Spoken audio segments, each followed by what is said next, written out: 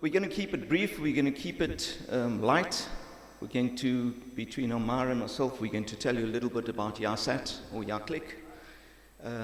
We want to get into what solutions we offer rather than tell you about the company and regulation and the policies. And I'd rather focus on getting stuff done, which is, I think, what the audience wants to hear. So I've got a clicker here somewhere. There we go. Did it change?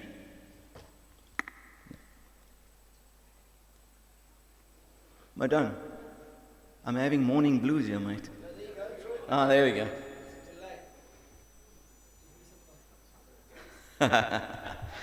You can see I've got an audience in front that is really set to scupper this one. They're blocking the link to my infrared clicker as well.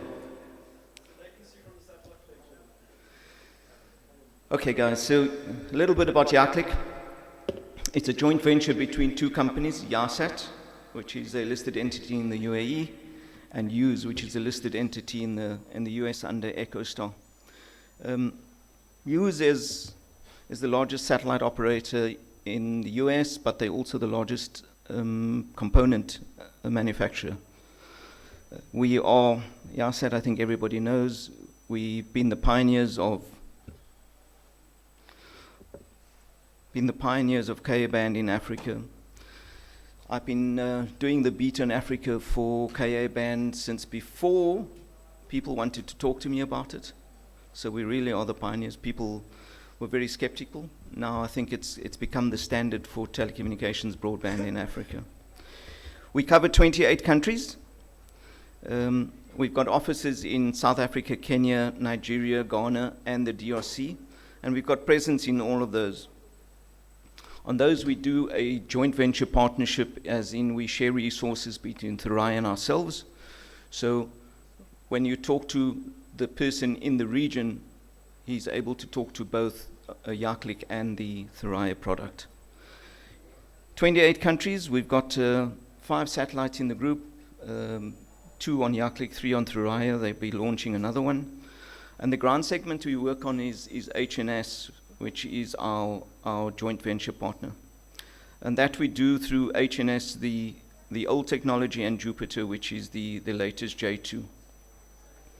We have dedicated account managers in each of these regions with technical support local as well as in the UAE. Our strength really lies in the product set that we have. It's really cooking up here, let me tell you. We have a set of consumer products that span from very basic moms and tots, grannies that want to contact their kids overseas, all the way through to enterprise customers, VNOs. And our real strength over the last while is that we built up a very good product to deliver public sector projects, very specifically education, health, etc. The talk over the last day and every event we go to is about needing to connect citizenry, needing to connect MOEs as in education, health, etc. But I find very few of us actually kick into action. We talk about these things as if somebody else is going to do it. Over the last few years, I think we've rolled up our sleeves, we've engaged ministries, we've helped them to get the funding, or we've helped them to fund it and build a business case that makes sense for them. I'll get to later some of the examples we've done in countries in Africa, and in Tanzania we are talking to the government here for doing the same. Some of the challenges that we find in these projects. Got it. Some of the challenges everybody knows about is the limited infrastructure, whether it be terrestrial, whether it be wireless to the home, whether it be point-to-point. The challenge remains the same no matter which country you go to, whether it's in Africa or elsewhere. Limited coverage. And where there is, we find it's unreliable or it's broken. So you have the outages, which is a real problem. Then government has a real issue with getting infrastructure to the rural regions where the citizens are. And I think it makes sense that that's where the VSAT plays. It's ubiquitous, so it's easy to do. And since COVID, everybody's looking at health, education, etc. Is what platforms can we do so that the children can work from home, or they can get access to international platforms of education. I'll jump straight into how we did this through the COVID and then post-COVID as well. We've got satellites that cover the entire country. So that's the first thing. It doesn't need the terrestrial infrastructure. So you're not reliable on pulling fiber. You're not reliable on creating a point-to-point link or a tower. No offense, Tom, sorry. It takes a while to do that. And the message to the subject is, if you can roll this out while fiber is being trenched, while the guys are building towers, let's do that and switch it off as the project progresses on fiber, etc. And that's the message we've given to government. That's the project plan we put together. So what do? We launch the service in each country. We allow the ministry to tell us which company to work with, whether it's the state-owned entity or it is a private entity that wants to do it. We enable the service by giving them immediate fulfillment to service education, etc. And there's minimum capex. So that's a state secret, but it's actually very obvious. You don't need to trench fibers. You don't need to build the towers. You can do this while you're doing all of that and get the guys activated. What we found that is, in partnering with the state-owned entities, we've allowed the likes of those companies to increase their revenue. So they're getting to roll out a platform that is immediately monetizing. And they're actually using that to gain access to the rural areas and provide health and etc. facilities. We've also enabled the system to do learning management systems, so you've got the curriculum online and you've got admin of the schools.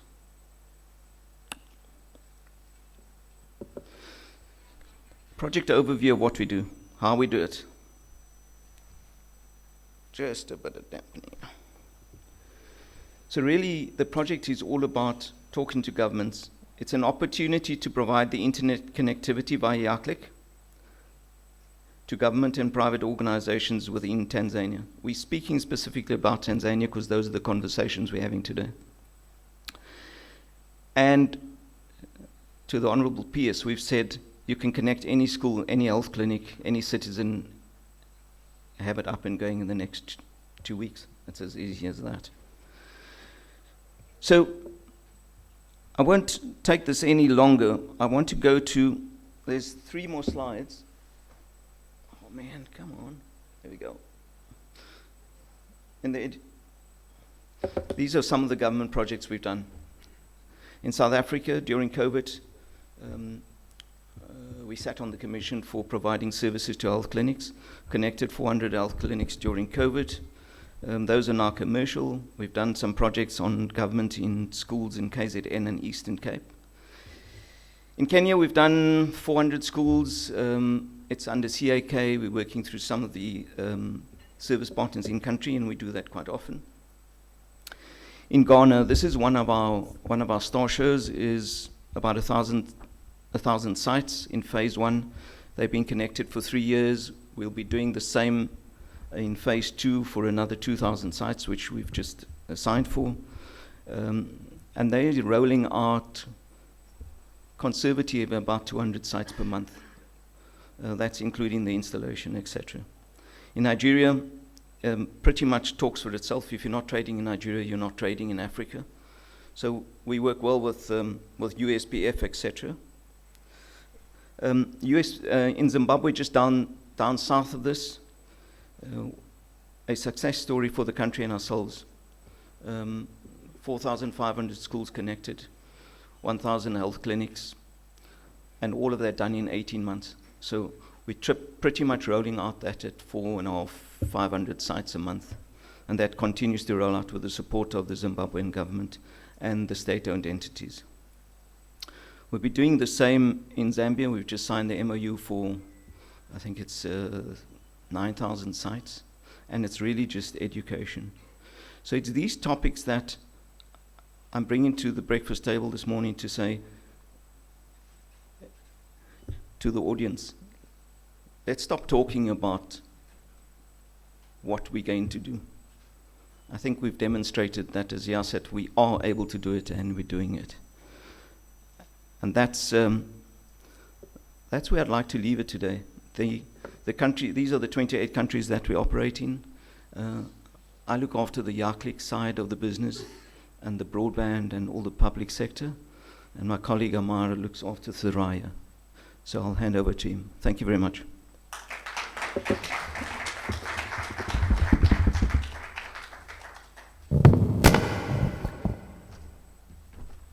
Assalamu alaikum. Good morning. So,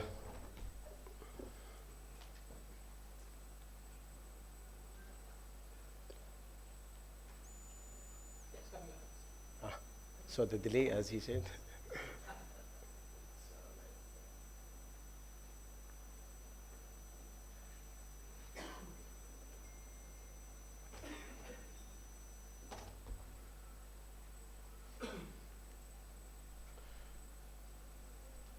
Okay. So no, how I go back? Okay. So. As my colleague Kevin, he starts with Yasat. Today I'll talk about Thuraya. Thuraya is a subsidiary from Yasat, which both of the company belong to Mubadala, which is the financial arm for Abu Dhabi government. So let's talk a little bit about Mubadala. Mubadala, it's one of the largest companies in UAE with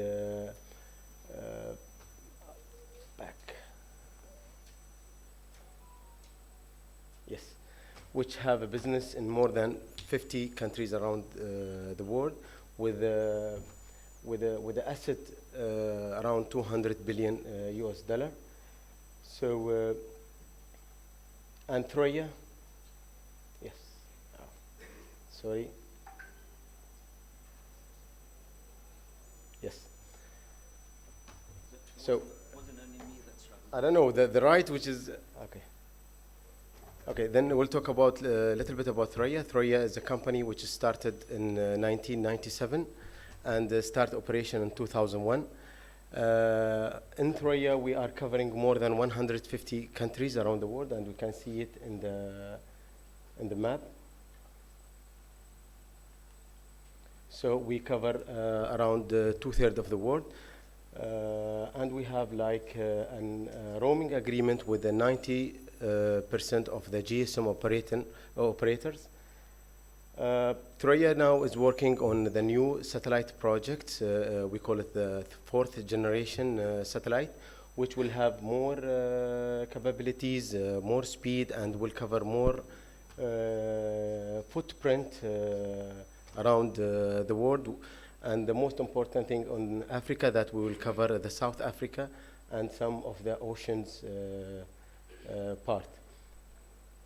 Some of our partners, as we can see on the screen, we are working with the Hughes, Boeing, Airbus, Spacecom, ABSI, and other companies. That these are the companies that providing us with the products and solutions.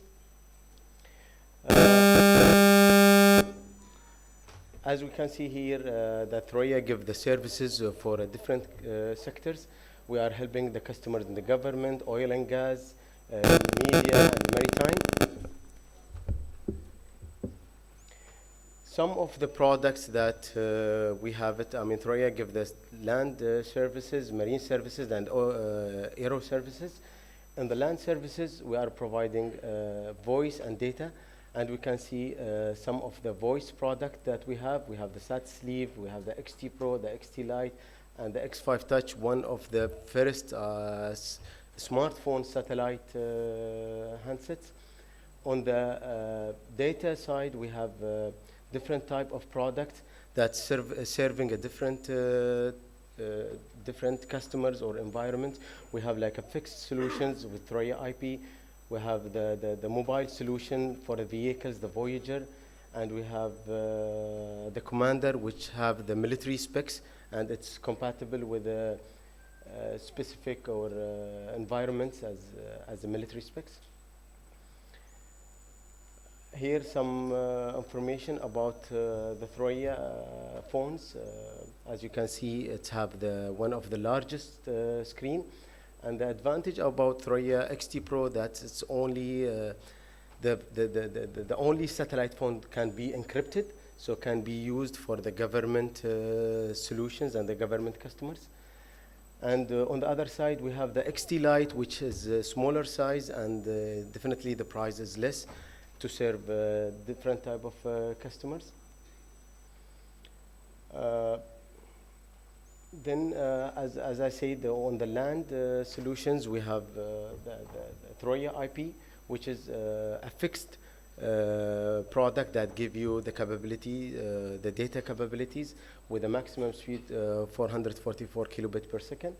And we have the Voyager, which can be used in vehicles that can give the same speed. On the marine segments, we have a different type of products. We are, we have the Thuraya Marine Star, we have the Orion, and with the Thuraya VSAT Plus. And the difference between these terminals that it can fit in different type of ships. So we make sure that we have a solution for a small fishing boats and some smaller vessel, and we have a solution for the big vessels that can give you the data and the voice services.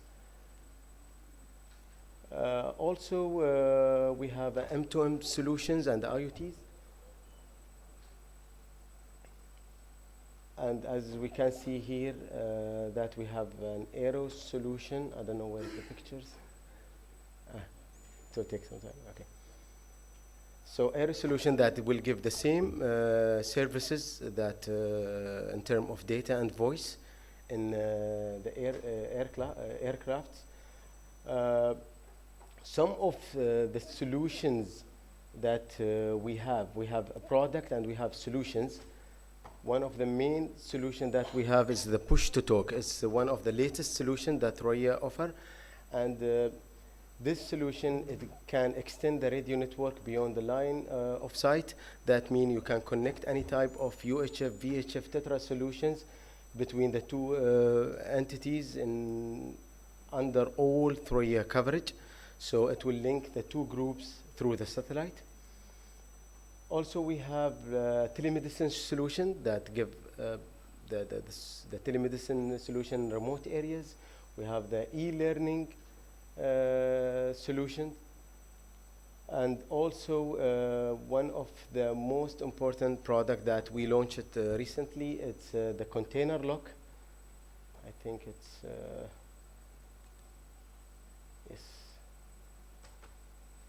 the container lock, which give you as a product that will lock the container and will give the customer the way to monitor their product, to monitor their containers. We offer that solution with a different type of sensors, and we have the platform which will give you the access to monitor your product.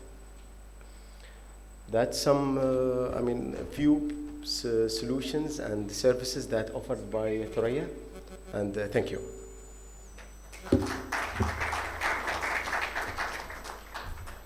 The question I have is, again, resiliency and redundancy. I think the solutions architecture, multiple application types, however, it's dependent on the satellite being active. What is a fallback? Suppose two satellites collide at some point and your satellite is off. What is a fallback? Having that fallback is critical because most of the solutions on the ground depend on that satellite being active. That's a great question. What's plan B, or what's the response resilience mechanism? Is this on now? Yeah.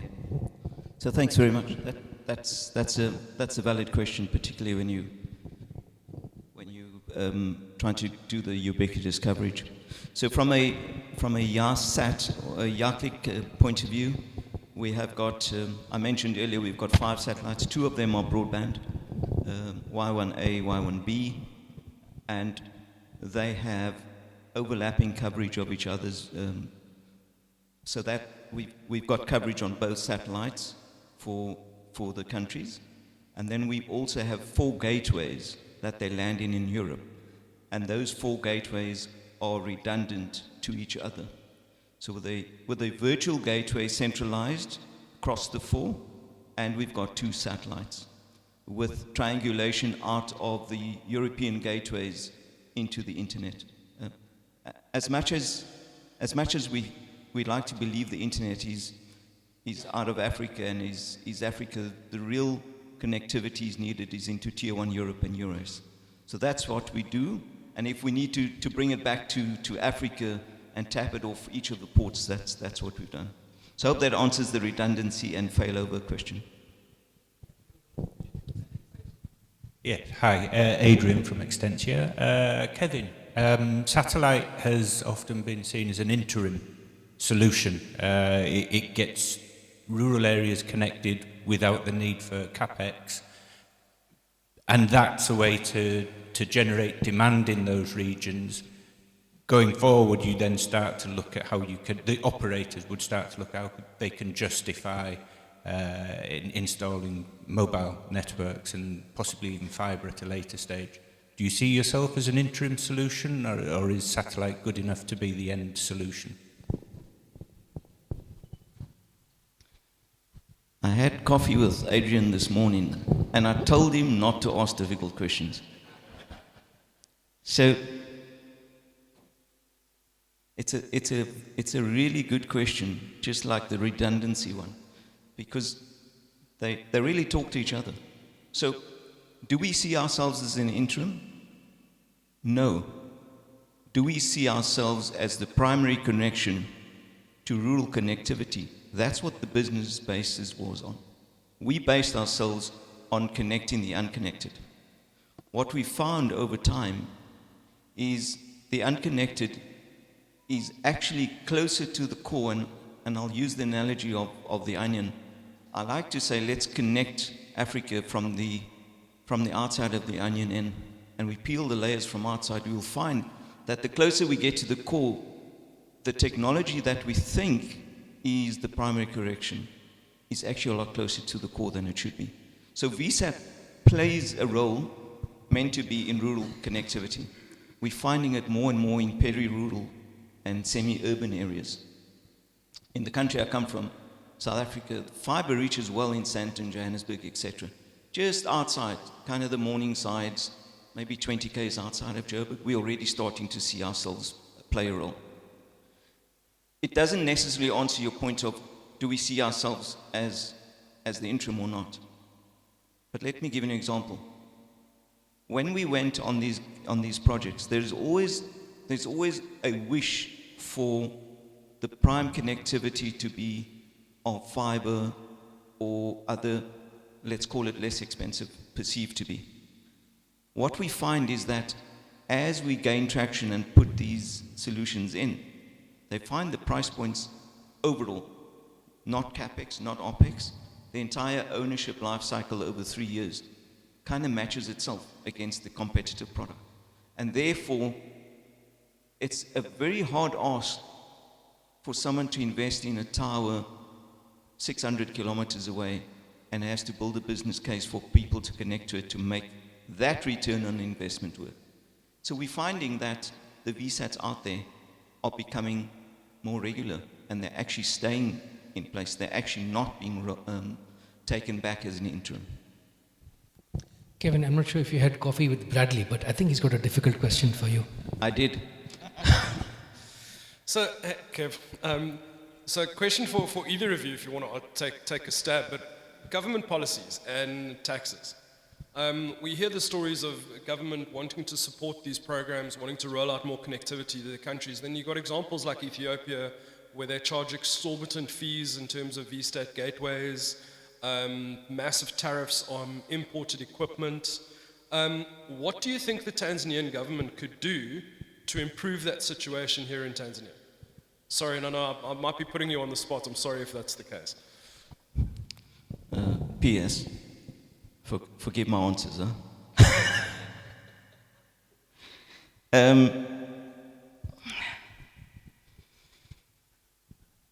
So Bradley, on Tanzania, I think people in the room understand that the policy in Tanzania over the last 5 years has changed considerably. It went from one that is friendly, leaning towards trying to connect communities and citizenry, etc. And then 3 years ago, there was a substantial change, and it became very difficult because of the fees that were imposed on non-terrestrial products.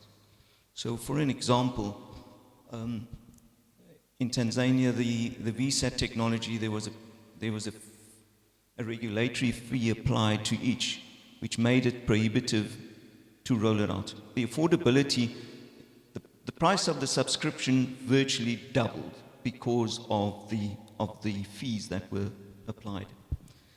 Now to answer your question, that has already been corrected by the Tanzanian government. The regulator has changed that policy, I think it was in January of this year, sir. And now it's actually on par with the rest of Africa, and it may be even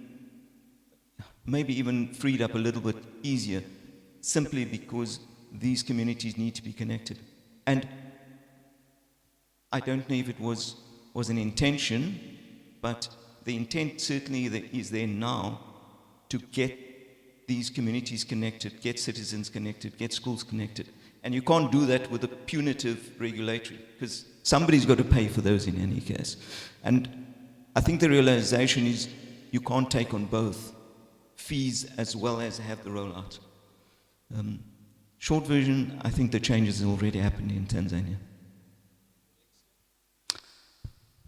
You were only given one question at breakfast. Then the next step is the conversations we've been having with Tanzania and Zanzibar governments about how we've done it in those countries I've listed earlier, and to give some advice and guidance on the way to do it here. And I think we are well on our way to doing that.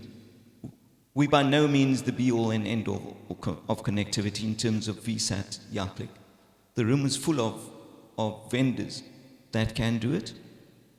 So not professing to be the be-all and end-all. In fact, we'd like to see ourselves as complementary to the rest of the community for connecting Tanzania.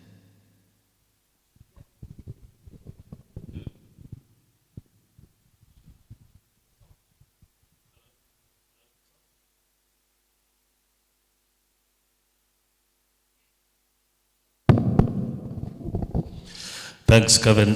My name is Juma from China Mobile International. There's been a lot of excitement about satellite for the last 3 years or so, with the entry of MEO and LEO providers. I wonder your opinion about the satellite ecosystem, given the entry of the likes of Starlink, and whether you think Thuraya is also going to play a role in this.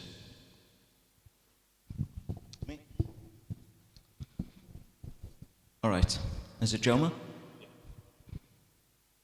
So I'll give my age away a little bit. I've been in the satellite industry for since before C-band. So 20 odd years around Africa, and I mentioned earlier that when I brought Ka-band, and not me, when I brought it to Africa on behalf of Yahclick, it was a technology that nobody wanted to acknowledge as a workable one. And your Leos and Meos and your Starlinks, we've all got a place to play. They all complement each other. It really is a fit for purpose. Now, whether you go with a technology that is Leo, Meo, and you need quick round-trip time, does it really matter for education? It's more gaming, banking, etc. So I think everybody plays in its own space. We'd like to compete with them because that's our job. Okay, and how do we compete? We compete on what solutions we provide, what Amar's mentioned. We're not only an infrastructure company, we're a solutions provider. If we tie that with our positive commercials, making sense to connect governments and ministries, then I think we're in a good space. We have a few years ahead of them in the market. I think they've yet to prove themselves as we have over the last 12 years. And there are some regulatory challenges that they're having. It may be the way they want to go to market. Our view of going to market was we would never go direct. We'd always partner with a partner in the country, and thereby encouraging entrepreneurship within and keeping the economy floating within. I think there's a distinct difference between those. But are they competition? Yes, they are. Yeah. And we welcome that. It's always good to have a scrap. Any other questions, comments? You've been very gracious to leave a lot of time for Q&A. My question for you is, you mentioned partnerships a few times. What does it take to align all these partners? How do you get them all on the same page? I mean, you've been doing this for years. How do you become better at aligning the whole ecosystem? Yeah, I have been doing this for a few years, haven't I? So YASAT we've got 28 countries in Africa. And if we look at, we also cover Middle East, Southwest Asia. So I think we're up to 60 odd countries. With Thuraya, they cover everything towards the east as well. I think we must have upward of 200 service partners. It's a heck of an ecosystem to manage. So the insight I gave earlier was we've got regional offices. We've got a pyramid structure of VPs that look after. We've got country managers. We've got regional managers as well as service partners. So each service partner has a defined account manager and a route in. We never distinguish between a good service partner with 5 customers or a very good customer with 5,000. I think everybody needs to be treated the same. Everybody's got to be given access to the likes of our EXCO and YASAT. And then, of course, we have annual service partner forums where we talk to them about products, we talk to them about the competition, we talk to them about products that we're going to be delivering. Our secret recipe is, I think we give value to our service partners so that they have value in their business. Otherwise, it's an ecosystem that's going to fail. Do you want to add anything? Questions, comments? We can take 2 more quick questions. Otherwise, my next question for you would be, when we come back here next year, what is one thing which would have changed the most in your industry? I probably won't drink the water like I did yesterday. As you could see this morning, I'm having a little bit of a reaction to what I drank yesterday, the water.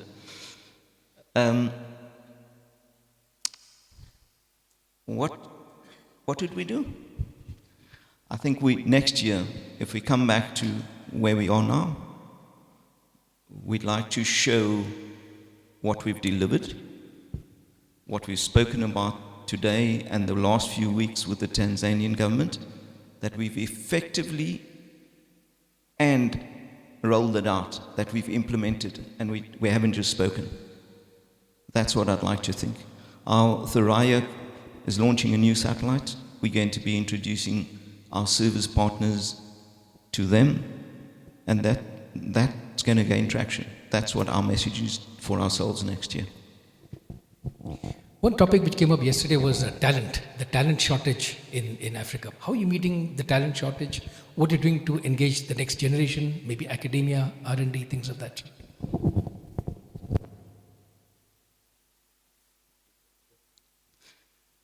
Yahclick has a very good academy down. We're a company based in the UAE. So we've got a very good academy education program for our employees, as well as for technical students coming through the system. So predominantly out of the universities of Dubai, Abu Dhabi, and the 7 Emirates, they get identified, put into the program, and they're mentored throughout. So from a technical standpoint, we're very strong in the students coming through. And they are typically allocated a mentor. Sammy, sitting just behind Adrian, is the AVP for Africa for Thuraya. So typically he would be allocated 1 or 2 guys to mentor as country managers. They become regional managers. They then go through the system. We do the same for technical. We do the same for call center. In Africa, it's a little bit more difficult. The team that we've got between the 3 of us is a team that we know. We know where the talent is, and we know who's coming through the system. I think it just takes knowledge of being around in the industry for a while to identify. It's very difficult to implement what is done in the UAE in Africa because of the 28 countries. Where do you start? So the service partner forums I speak about earlier, we invite some key ones in Africa to join us, and they mentor. They either serve internships with us, or eventually they become employees of us. Fantastic. If there are no other questions, please join me in thanking our speakers for a fantastic opening session in the morning. Welcome. Thank you. David, thank you.